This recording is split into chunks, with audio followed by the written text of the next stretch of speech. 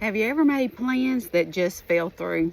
You know, you had everything planned out just how you wanted it, and then everything just fell apart and none of it ended up being or turning out like you planned it. Proverbs 16:9 says, we can make our plans, but the Lord determines our steps. So I know whenever I first started teaching, I had all these big plans. Y'all, that's been 30 years ago, at least 30 years ago. I had all these plans. I was going to graduate from college. I was going to get a job in my hometown, and I was going to teach there for the rest of my life until I retired in my 60s, you know. Well, that was my plans. Well, I want to tell you, none of that turned out. The first thing that didn't turn out was I didn't get hired right away in my hometown, you know, and I had to take a job at the inner city, and I taught inner city schools for 3 years. I thought that was the worst 3 years of my life. You know, it was, I cried every day. Y'all, these kids, okay, so, you know, I'm looking back now, they really wasn't even that bad considering how things have changed over the last 30 years. So I took a job in the inner city, and my first week there, I had kids picking up desks, just swinging them around.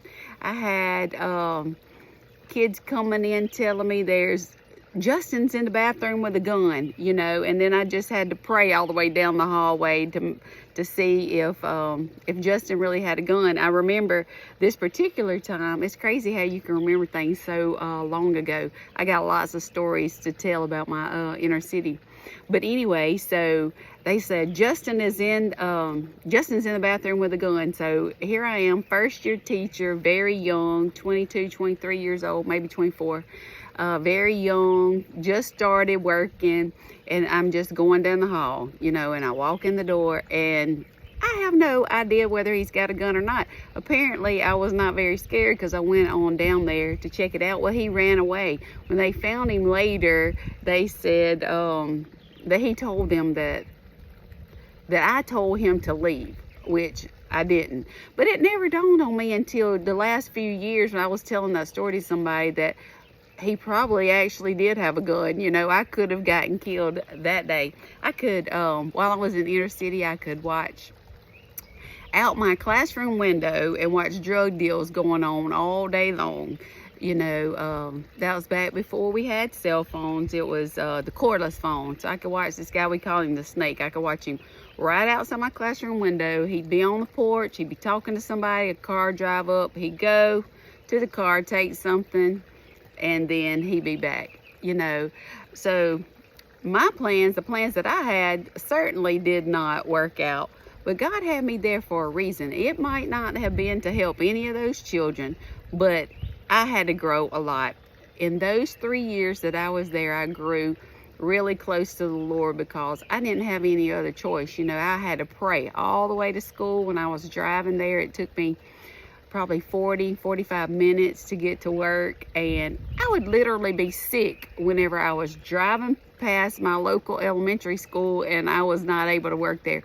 But 30 years later, I can look back and see where those 3 years God had me there for a purpose. Maybe I did help a kid, maybe not, but I know that for me, that I was able to grow a lot in that time. So whatever you got going on in your life right now that might not be working out, you know, you got these plans that you got laid out.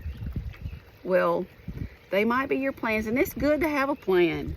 But when you trust in the Lord, He is going to determine your steps, because He can see down the road, around every curve, over every hill, every stumbling block. I'm telling you, if God had shown me back then when I first started teaching everything that I would go through to get to this point where I've been retired now almost 4 years, I always say graduated, but retired from teaching for almost 4 years, there's no way that my mind could have grasped everything that I was going to go through and still going through, you know.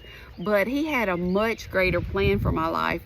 So fast forward 30 years later, I never dreamed that I'd be an author.